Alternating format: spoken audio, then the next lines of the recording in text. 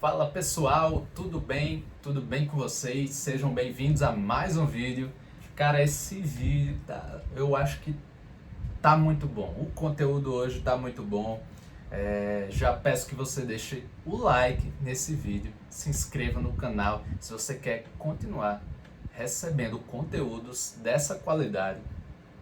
E o conteúdo de hoje, o assunto do vídeo de hoje, como vocês podem estar vendo aí no título, se eu não bagunçar o título aí, vai dar tudo certo, né?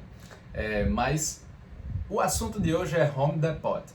Home Depot, que é uma empresa americana, né? Ações que eu venho comprando, já comecei a comprar esse mês, ações da Home Depot. Eu não invisto em BDR, né? Mas existe a BDR listada na B3 da Home Depot e eu compro através da Avenue, né? Da corretora Avenue. Não estou fazendo propaganda aqui, quem dera que eu fosse patrocinado pela Avenue, mas não sou. Eu uso até a conta grátis mesmo, 10 corretagens grátis por mês, e é isso aí. Mas eu não faço tantas movimentações, é por isso que isso já atende à minha necessidade. Eu invisto para longo prazo, não fico vendendo muito todo mês. Na verdade, eu só vendo quando é realmente necessário, quando eu preciso equilibrar minha carteira, ou quando uma ação já subiu até demais em relação ao seu preço justo, que na verdade, a base que eu quero dar para vocês aqui é investimento baseado no preço justo. Como é que a gente vai achar esse preço justo? Através da ferramenta que se chama Valuation. E ela vai nos entregar, se a gente usar ela da maneira correta, e é isso que eu quero ensinar, a maneira correta de usar o Valuation. Se você usar da maneira correta, ela vai lhe entregar muito, né? E se você investir sempre com uma margem de segurança em relação ao preço justo, ao valor intrínseco daquela ação, você vai ter grandes chances de ter alto retorno, né? Você vai ter poucas perdas, porque você está sempre aplicando uma margem de segurança sobre o preço, certo? Vamos dizer que o preço de uma ação é R$100, você aplica uma margem de 20%, você só vai colocar ali como regra para você comprar até o teto de 80, né? Então, isso é margem de segurança. Nós investimos aqui baseado em longo prazo, valuation, preço justo, margem de segurança. Isso aí é a fórmula do sucesso, viu? Para a Bolsa de Valores. Então, eu comecei a investir nessas ações da Home Depot, né? Porque eu vi que já era uma ação que eu acompanhava há tempos atrás, Home Depot, Costco. Se você não conhece a Costco, ela é tipo uma Sam's Club daqui do Brasil, certo? É uma empresa, né, como se fosse um supermercado, né, varejo, e você faz um plano, né, você paga, tem a sua assinatura e você tem direito a descontos, né, preços diferenciados e até promoções, né?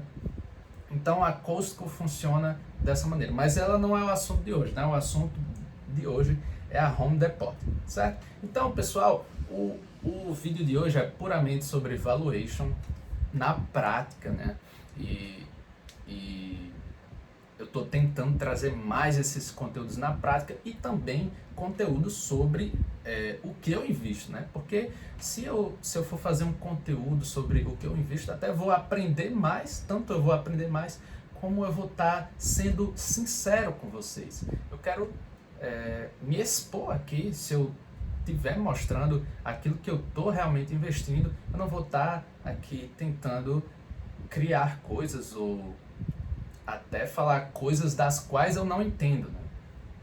Então, para mim isso faz sentido, espero que isso gere valor para vocês também.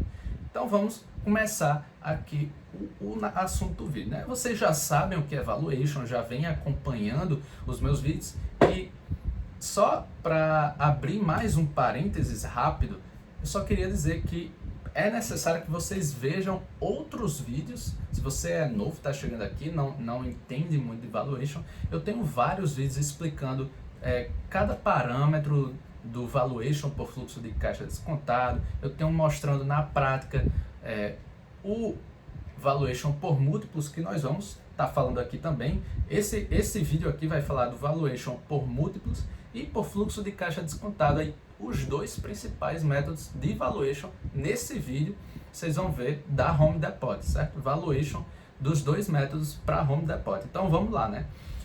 Para não perder mais tempo, né? A empresa, né, é a Home Depot.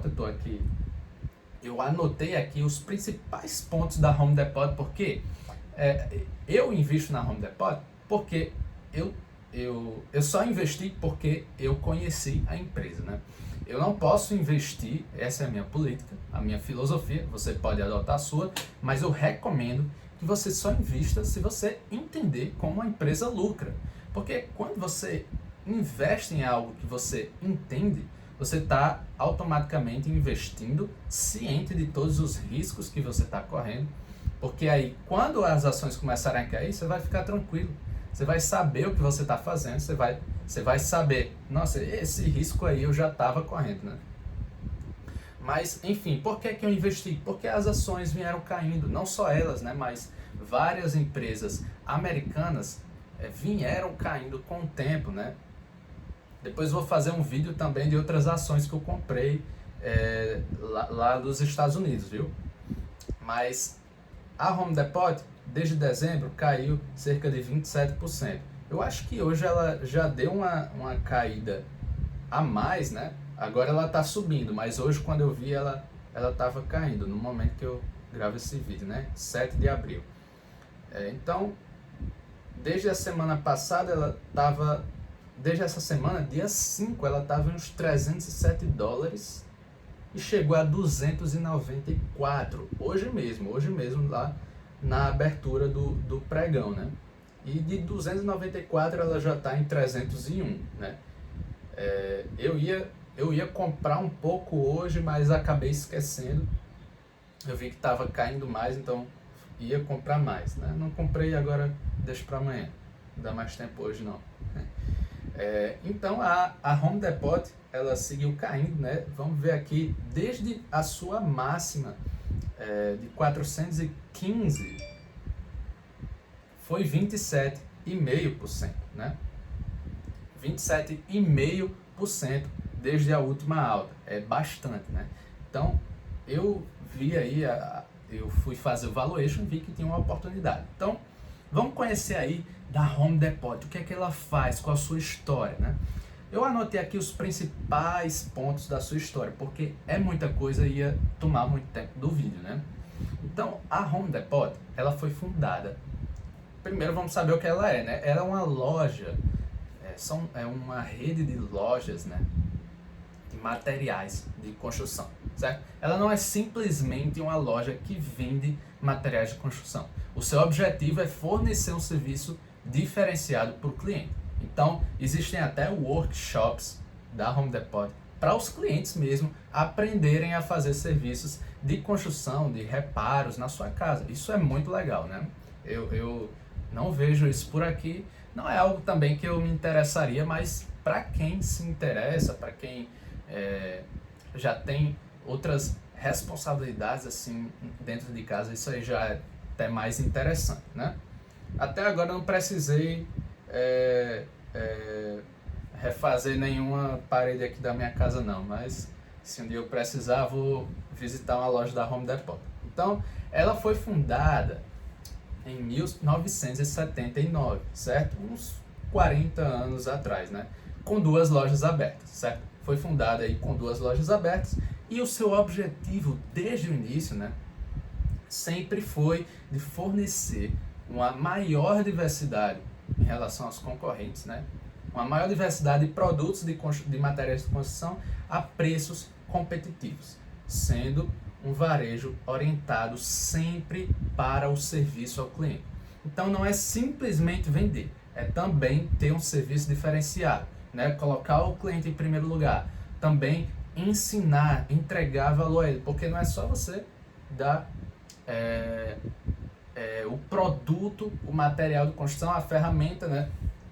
Mas também você ensinar, né? Isso aí é interessante e o cliente acaba saindo mais satisfeito, né? Eu imagino que isso aconteça. Então, no fim de 79, 3 lojas estavam abertas, ou seja, desde a inauguração até o fim do ano de 79, foi inaugurada uma loja aberta.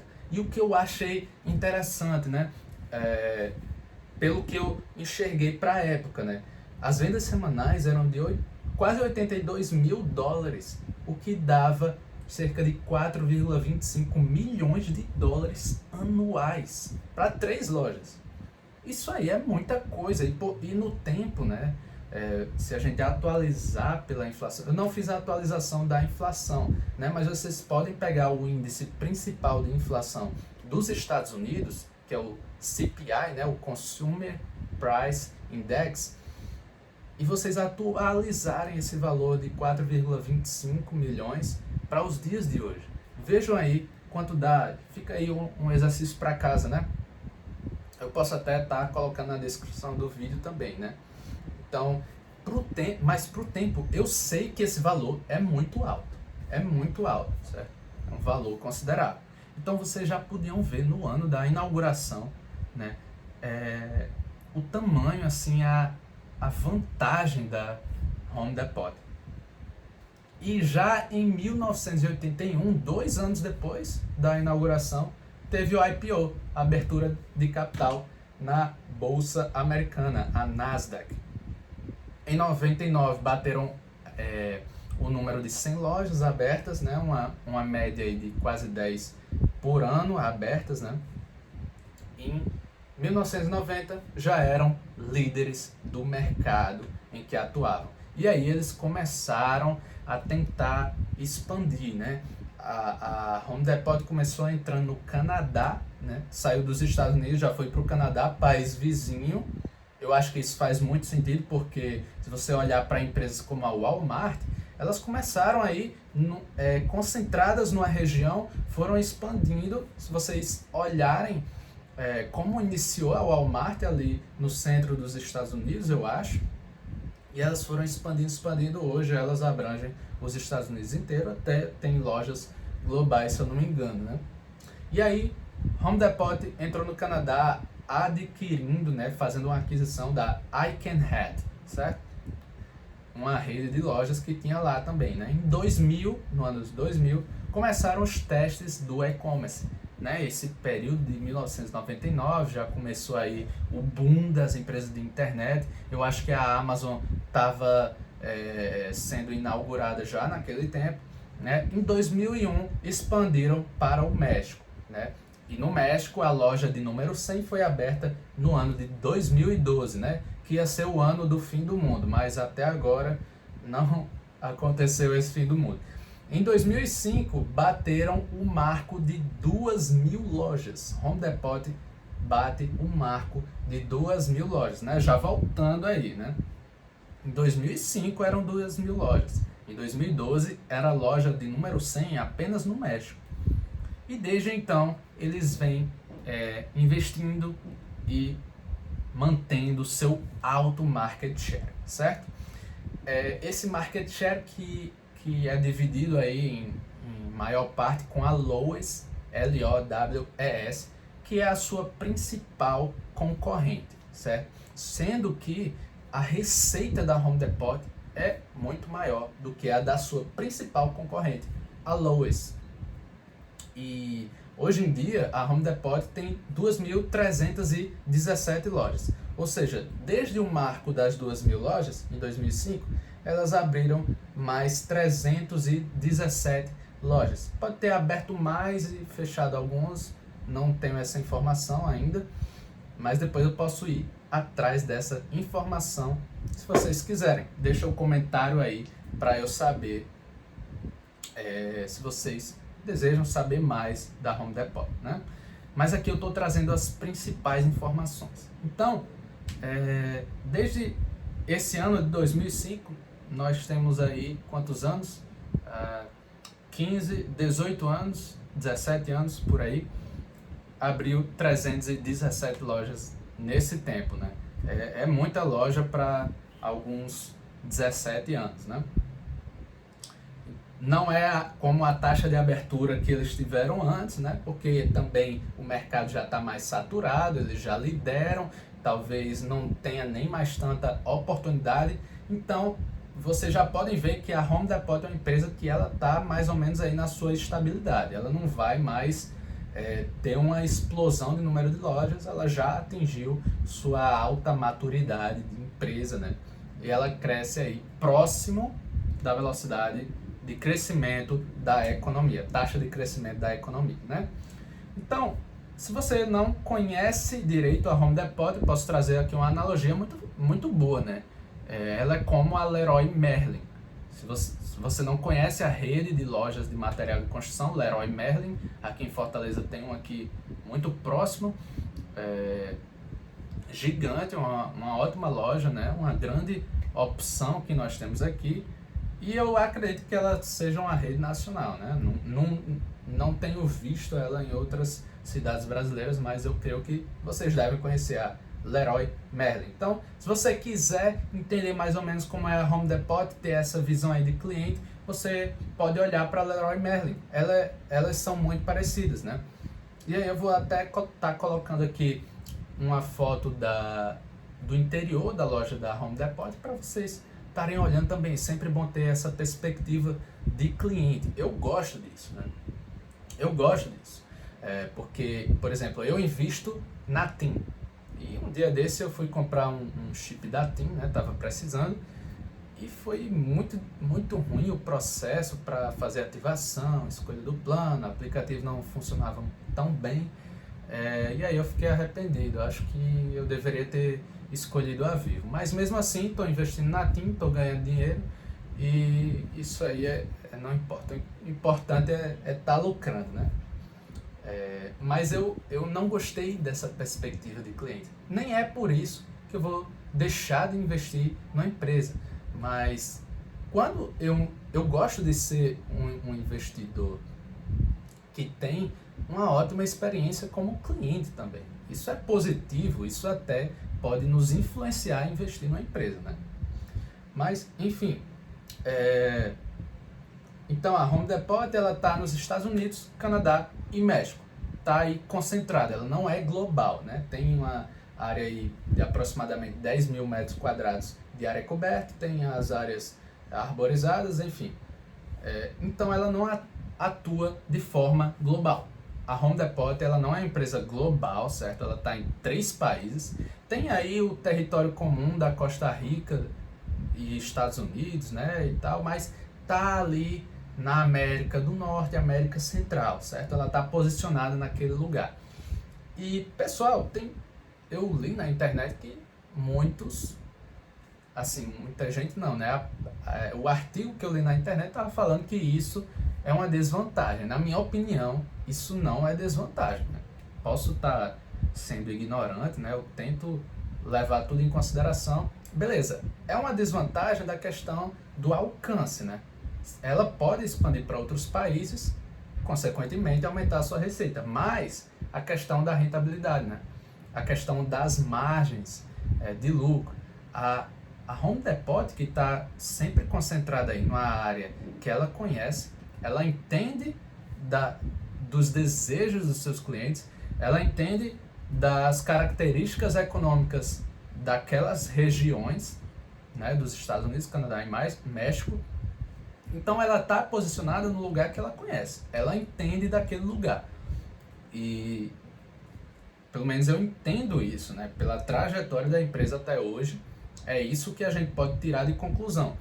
Então, para mim isso não é uma desvantagem, na minha opinião isso é uma vantagem, porque não vai ter uma concorrência assim que bata de frente com a Home Depot naquelas localizações. Ela está dominando. E aí, se ela quiser expandir para outros países, ela vai poder, né? Mas é improvável, né? Eu acho que é improvável e eu acho que ela não vai mais ter tantas aberturas de lojas assim. Vai se tornar mais eficientes, né? Tem essas metas aí, ESG, de sustentabilidade, diminuição de gasto de energia, etc. Isso aí é bom até para captação de dívida, porque ela, sendo uma empresa que cumpre esses requisitos de sustentabilidade, ela vai ter uma captação de dívida a uma taxa menor, né? Quando ela cumpre esses requisitos. E aí ela vai estar contribuindo até para o meio ambiente, tendo um custo de dívida menor, ou seja, ela vai ter um retorno maior, gerar mais valor, porque ela vai diminuir aí o seu custo de capital e ela vai ter menos custos, né? Porque ela vai estar eliminando gasto de energia e tal.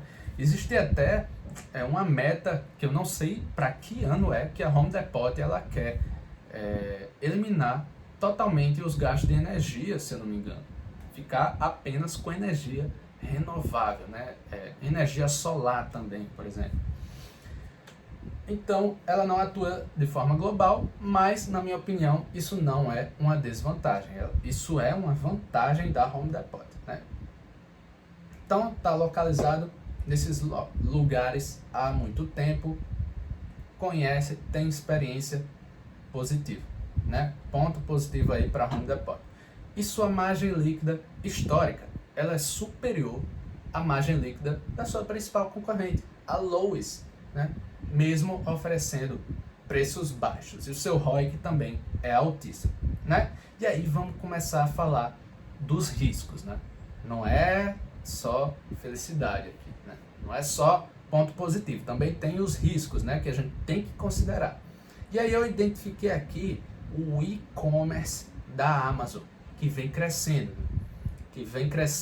inclusive na questão, porque a Amazon vende tudo, né? E a Amazon também vende materiais de construção. Então, o que é que a Home Depot fez? Ela falou que se você chegar com um print lá na loja do produto da Amazon, né, e mostrar para o gerente, né, que é o responsável lá pela loja, olha aqui, a Amazon está vendendo esse produto aqui, né, a um preço mais baixo. O gerente vai bater o preço da Amazon. Essa é a ordem da Home Depot, né? Então ela vai bater o preço da concorrência, certo? Só que aí vai ter o trabalho aí de você ir lá e levar o seu print e tal, mas isso é positivo. Por quê? Porque na Amazon eu acho que, assim, eu penso que geralmente são pessoas físicas, consumidores, né, pessoas físicas que compram esses produtos. Mas a Home Depot, a partir de um certo momento, ela começou a se concentrar muito em clientes profissionais, né? Construtoras, né? Clientes que compram os materiais para fazer reforma, profissionais, né? Governo e tudo mais. Então, não que ela deixou de lado o consumidor comum, né? O cliente, pessoa física, mas ela começou a dar mais atenção também ao cliente profissional. E o cliente profissional, eu acho que ele não pede da Amazon assim grandes quantidades, ele também pode talvez ter o desejo de ir lá na loja, olhar, talvez até testar o produto. Isso aí eu acho que é positivo. Então ela vai bater o preço da Amazon, isso aí é um ponto positivo, né? Não elimina o risco, porque a Amazon cresce muito a cada ano. Mas eu acho que a receita de vendas, a receita de materiais de construção, né, da Amazon não é tão grande como a da Home Depot, né? Com certeza, né?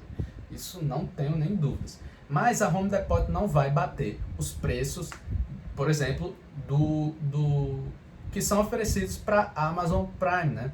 Porque a Amazon Prime tem os descontos especiais, tem desconto relâmpago e tudo mais, mas, gente, é muito difícil ter cliente, empresa profissional, passando o dia lá olhando os descontos da Amazon Prime para material de construção. Eu acho isso muito difícil. Então eu acho que a Home Depot ela está à frente da Amazon, sim, mas nós temos que ficar de olho, né? Se a Amazon começar a crescer demais, né? Ninguém duvida da Amazon. Já duvidaram no início da Amazon, e a Amazon provou, né, que não pode duvidar dela, né? Outro risco seria a concentração em um mercado só, né? Tanto regional quanto setorial, porque a Home Depot está concentrada nesse setor, né? Ela depende aí da demanda da construção, por exemplo. Né? Tem pessoas físicas, mas tem os clientes profissionais que eu falei. E esses clientes profissionais geralmente trabalham no mercado da construção civil. E é um mercado que nós sabemos que é cíclico, né? É volátil. Ele tem a sua dependência aí dos ciclos macroeconômicos, né? Então, indicadores macroeconômicos que influenciam na construção civil, né? E, por exemplo, a taxa de juros, né? A taxa de juros, porque geralmente as pessoas financiam os seus imóveis e aí diminui a demanda por imóveis e aí por aí vai, né? O risco da região é que se algo acontecer naquela região, a Home Depot vai ter praticamente toda a sua receita comprometida, né? Principalmente nos Estados Unidos, que é o lugar onde ela tem maior presença. Mas os outros países estão muito colados ali, né? México embaixo, Canadá em cima, aí estão praticamente nos mesmos lugares, né? Mas ela tem vantagens também, não são só os riscos, né? Ela tem poder de barganha, né? Com a sua excelente cadeia logística, expertise, experiência da região, forte presença, né? Como os centros de distribuição estão muito próximos, as lojas também como tem muita loja da Home Depot, então eles conseguem diminuir aí os seus custos logísticos, né? Que são bem relevantes, né? Principalmente nesse momento do e-commerce, certo?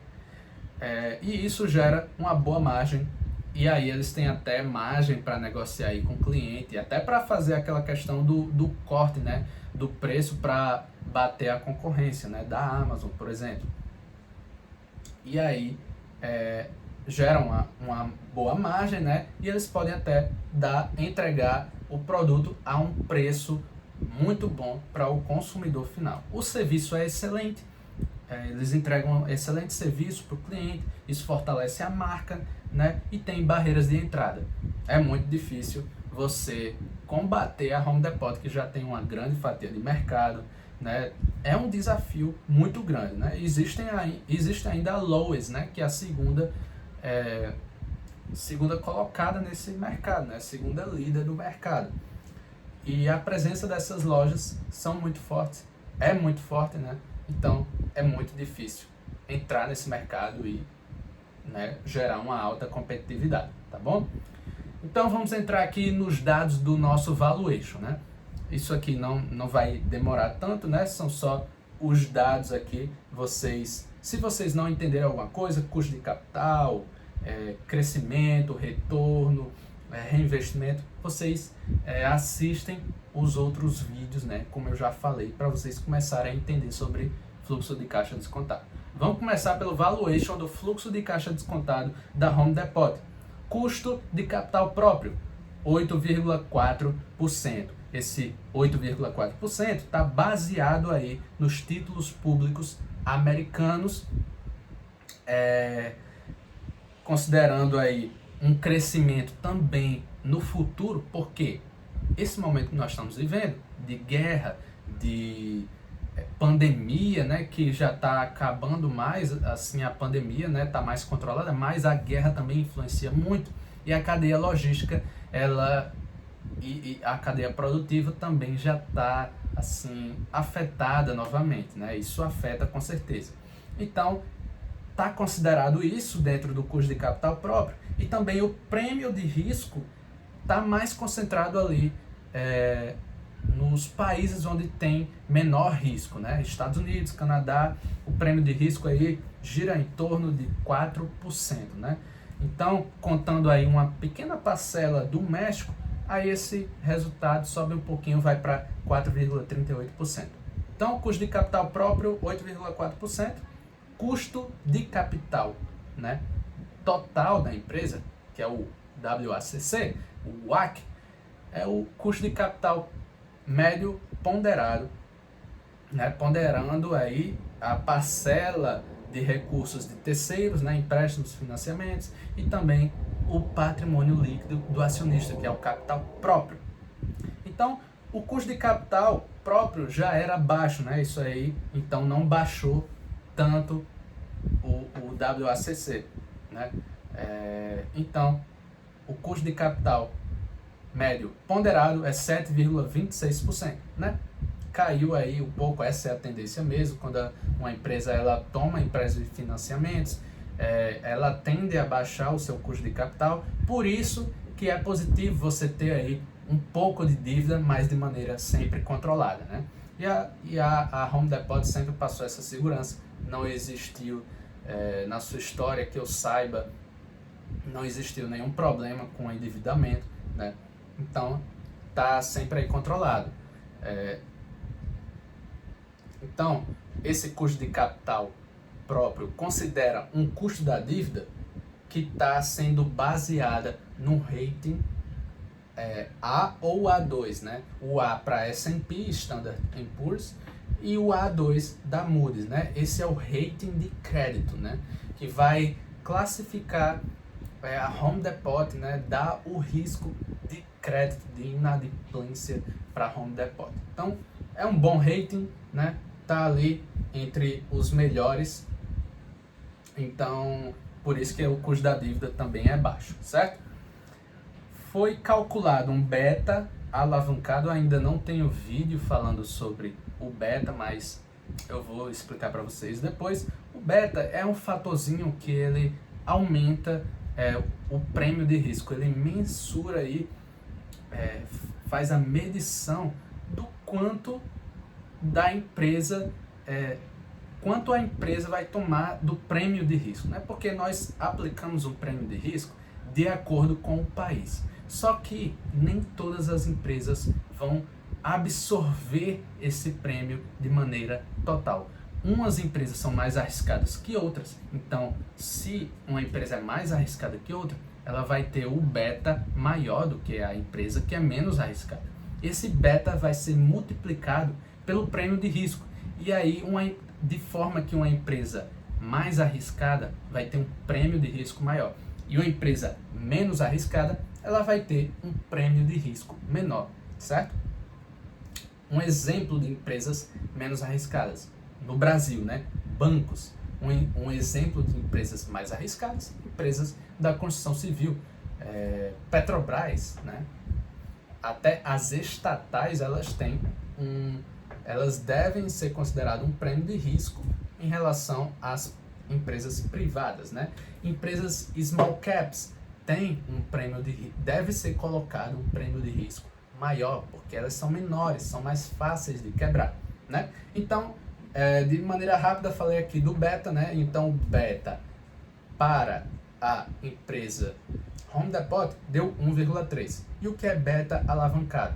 Beta alavancado é quando você considera a dívida, a relação de dívida bruta sobre capital investido da empresa. Quando você considera isso, geralmente o beta ele se torna maior, né? Existe o beta desalavancado e o alavancado. Como eu estou fazendo aqui um modelo de fluxo de caixa descontado pelo fluxo de caixa livre da firma, ou seja, considerando o custo de capital total, eu não estou dando aqui o valor de mercado da empresa, eu não estou calculando aqui pelo fluxo de caixa livre do acionista, né? Estou calculando pelo da firma. Então eu considero dívida, eu considero tudo isso. Eu tenho que calcular também o beta baseado na dívida, certo? Então vamos prosseguir aqui. O crescimento, adotei um crescimento, período de 5 anos. Por quê? Porque a empresa já está aí na sua estabilidade. Não vou fazer um valuation para 10 anos, porque nem faz sentido, né? A empresa já está no seu período de estabilidade, né? Geralmente a gente adota um período de 10 anos para empresas que estão mais no seu início, que vão ter um estágio de alto crescimento, depois um estágio de transição e depois o seu estágio de estabilidade. A Home Depot ela pode até ter um crescimento dos seus lucros aí que foi cerca de 9% durante a sua história, né? Assim, durante os últimos anos ela teve um crescimento médio, um crescimento anual composto de cerca de 9%, mas ela já está aí na sua estabilidade, né? Crescimento dos lucros, então, o crescimento da receita, então, que eu adotei foi de 4%. Na verdade, eu acho que os 9% era um crescimento da receita, mas vocês podem verificar aí no status inverso, né? Foi lá de onde eu tirei esse dado. Então, crescimento em 5 anos, certo? O ROIC médio histórico foi de 15%, né? Vocês podem até estranhar, se vocês entrarem lá no status inverso, vocês não acharem esse valor de ROIC de 15%, né? Eu acho que está até no valor mais alto, cerca de 40%, se não me falha a memória. Mas o meu deu 15%. Por quê? Porque eu faço o ROIC, eu calculo o ROIC usando o EBIT multiplicado por 1 menos a alíquota de imposto de renda.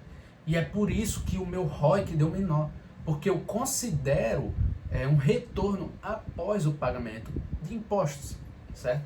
E por que eu faço isso, né? Porque eu considero que toda empresa, geralmente, as empresas tendem a pagar os seus impostos.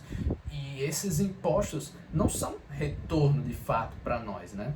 Claro, existem empresas que têm prejuízos e elas não pagam totalmente os seus impostos, né? Tem um benefício aí para elas não quebrar. Mas a Home Depot paga a sua alíquota, né? A alíquota efetiva da Home Depot é até maior do que a alíquota nominal de imposto de renda corporativo dos Estados Unidos, que é 21%. A Home Depot paga aí cerca de 24%, se não me engano. Então, o ROIC deu 15%. Por quê? Peguei o retorno após impostos, certo? Crescimento da receita de 4%, um pouco aí acima da economia, né? Eu considero que a empresa vai crescer durante aí uns 5 anos 4% da sua receita, número razoável. Na sua estabilidade já aí pode cair um pouco menos, né? Vai depender da taxa de juros, porque eu igualo o crescimento da receita à taxa de juros da economia, né? No caso dos Estados Unidos. A receita atual é de 151 bilhões de dólares. O Sales to Capital Ratio, né? Eu tenho um vídeo falando sobre o Sales to Capital Ratio, é o indicador de receita sobre capital investido, deu 1,3. Isso a gente usa para calcular o reinvestimento necessário da empresa, certo? Margem EBIT, né, margem operacional, é 15,3%. O reinvestimento médio, né, que deu no nosso modelo foi de 5 bilhões anuais, certo? Em 5 anos, ou então 25% do lucro após impostos, tá? Valor presente. Valor presente do valor terminal, aquele valor que a gente calcula no fim do nosso modelo, né? Você pega aí o último fluxo de caixa, divide esse fluxo de caixa pelo custo de capital menos crescimento da estabilidade, que deu aí uns 3,5%, subtraindo esse custo de capital, que foi uns 7%, né, que a gente falou antes, 7% menos esses 3 e pouco por cento, né? Esse fluxo de caixa vai dar um valor aí bem alto, né? O valor das empresas está no longo prazo, né? É isso que representa, né? Então, a maior parte do valor de mercado dos ativos está concentrado nesse valor terminal, e esse valor terminal trazido a valor presente, que era uns 420 bilhões, trazido a valor presente é de 352 bilhões. O fluxo de caixa livre médio deu cerca de 15,2 bilhões, né? Você pegando a média dos fluxos de caixa entre esses 5, 6 anos, e você descontando tudo, somando caixa e subtraindo a sua dívida total, né? A sua dívida também ajustada pelos compromissos de arrendamento, né? Leases, como é chamado lá no idioma americano, dividindo pelo número de ações, daí cerca de 354 dólares por ação. Esse foi o valor que eu encontrei de acordo com todas essas premissas que eu adotei, tá? A empresa, ela recompra bastante das suas ações, é importante estar mencionando isso, né? As empresas americanas geralmente adquirem, recompram, né, parte de suas ações como forma de devolver valor, gerar valor ao acionista, né? Elas não pagam tantos dividendos quanto as empresas daqui, porque lá os dividendos são tributados, né? E aí elas não querem dar um dinheiro de graça para o governo. Então elas recompram suas ações, né? Geram valor para o acionista, né? Aumenta a participação do acionista minoritário que possui ações, né? Aumenta a participação do acionista, né, na empresa. Ele ganha fatia dentro da empresa, né? Então, esse foi o valuation por fluxo de caixa descontado. Calma, estamos terminando aqui, né? Agora vamos olhar pelo valuation por múltiplos. Não saia do vídeo. Ainda tem o valuation por múltiplos, né?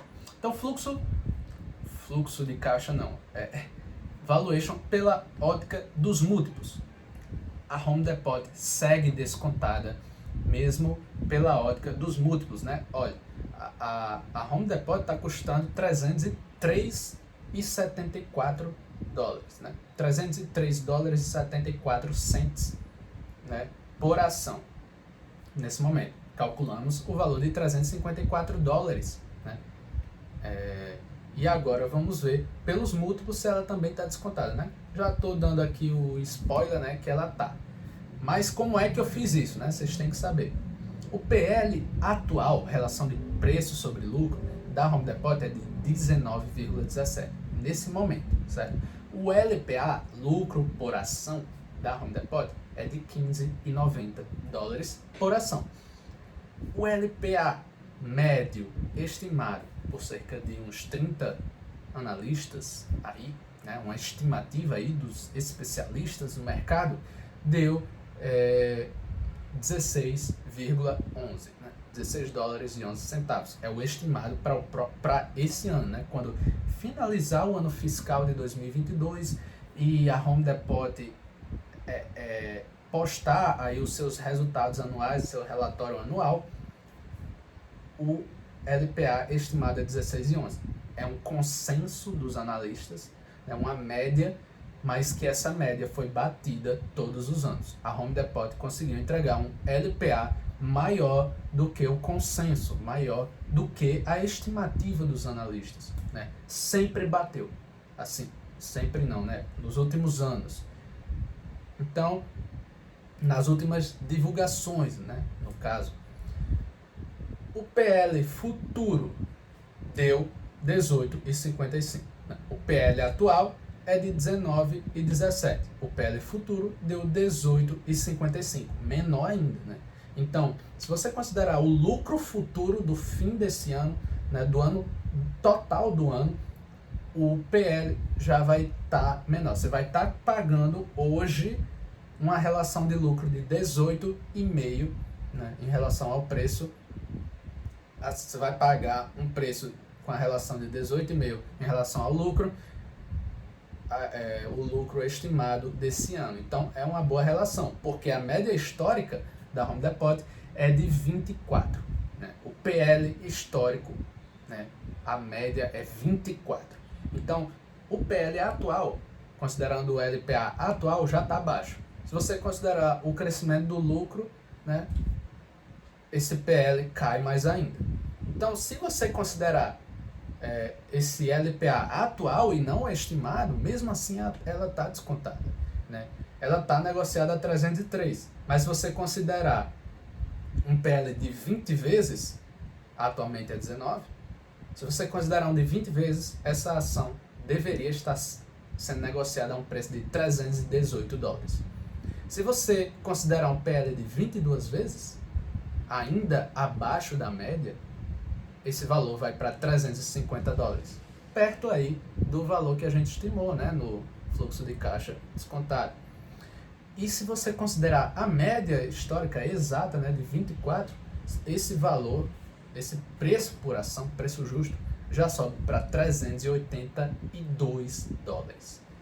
Então, eu acho que Eu acho que está na cara, nós não podemos ser arrogantes, temos que comprar com margem de segurança, mas eu acho que está muito na cara que essa ação está demonstrando uma oportunidade de compra. Fique claro que isso aqui não é recomendação. Estou trazendo aqui um assunto, tenho o objetivo de trazer educação, ensino, de mostrar para vocês o caminho certo.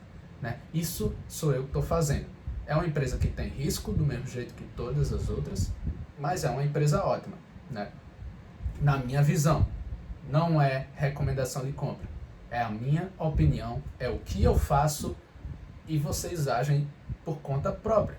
Né? Eu estou trazendo aqui os meus conselhos, tudo que eu sei, para que vocês possam se inspirar e aprender e caminhar junto comigo. Né? Quero que vocês caminhem investindo dessa maneira. Né? Quero estar entregando valor para vocês. É o meu objetivo principal.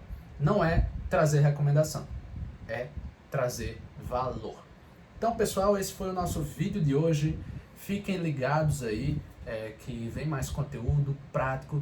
Comentem se vocês querem que eu traga mais ações aqui. Eu vou trazer algumas ações que eu invisto, mas caso vocês queiram que eu dê uma olhada em alguma ação que vocês talvez investem, ou alguma ação que você está de olho, comente aí que eu vou começar a pesquisar, vou começar a estudar sobre essa empresa, beleza? Vamos dar o like aí, vamos contribuir para o canal, divulguem esse vídeo, eu peço que vocês divulguem esse vídeo para os seus amigos, conhecidos, pessoas que se interessam nesse assunto e vamos prosseguir, vamos evoluir e rumo aos altos retornos, beleza? Valeu, pessoal, e até a próxima!